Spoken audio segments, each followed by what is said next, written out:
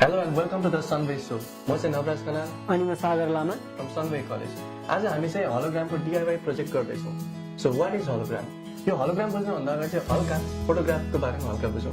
कुनै पनि अब्जेक्ट छ र त्यो अब्जेक्टमा कुनै एउटा लाइट सोर्स ठोकिएर हामीले जुन फोटो क्यामेराको लेन्समा पर्सिभ गर्छौँ किन टुरियो त्यसलाई चाहिँ हामीले फोटोग्राफ भन्छौँ.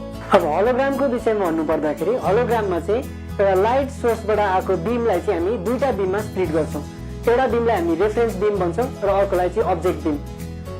यो अब्जेक्ट बीम चाहिँ गएर अब्जेक्टमा ठोकिन्छ र अब्जेक्टबाट रिफ्लेक्ट भएर चाहिँ हामी फोटोग्राफिक प्लेटमा हामी यसलाई क्याप्चर गर्छौँ र रेफरेन्स बीमलाई हामी फेरि रिफ्लेक्ट गरेर चाहिँ फोटोग्राफिक प्लेटमै हामी रिफ्लेक्ट गर्छौँ र यो दुईटा बीमको बीचमा इन्टरफेरेन्स भएर चाहिँ एउटा होलोग्राफिक अब्जेक्ट बन्दछ. सो आउनुहोस् हामी ढिला नगरिकन यो DIY प्रोजेक्टलाई चाहिँ हामी गरौँ.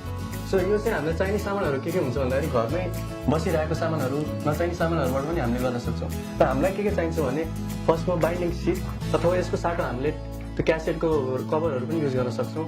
टेप अनि एउटा ग्राफ पेपर, स्केल, पेन्सिल र कटर. सो अब चाहिँ यो प्रोजेक्टलाई बनाउने प्रोसेसतिर लागौँ. यसको लागि चाहिँ हामीले एउटा ग्राफ पेपरमा हामी मेजरमेन्ट गरेर हामी यसलाई बनाउनेछौँ. पहिला चाहिँ यसको एउटा ब्लु प्रिन्ट टाइपको बनाउँछौँ होइन, त्यो मेजरमेन्ट राखेर. यो गरे पछाडि चाहिँ अब हामी यो हाम्रो बाइन्डिङ सिटलाई चाहिँ ग्राफमाथि राखेर चाहिँ हामी यसरी यो सेपको चाहिँ हामी 4वटा काट्छौँ. सो हाम्रो यो टोटली प्रोजेक्ट लास्टमा बनिसकेपछि चाहिँ अब रियलमा कसरी हेर्ने त यसको लागि हामीलाई एउटा स्पेसल भिडियो चाहिन्छ. त्यो चाहिँ हामीले इन्टरनेटमा जति पनि खोजेर भेटिन्छ. जस्ट हामीले होलोग्राफिक भिडियो भनेर हामीले टाइप गर्नु पर्यो. So let's check one of them. र यो भिडियोको पुरा मजा लिनलाई चाहिँ हाम्रो अडियन्स चाहिँ अँध्यारो हुनुपर्छ. So let's turn the lights of.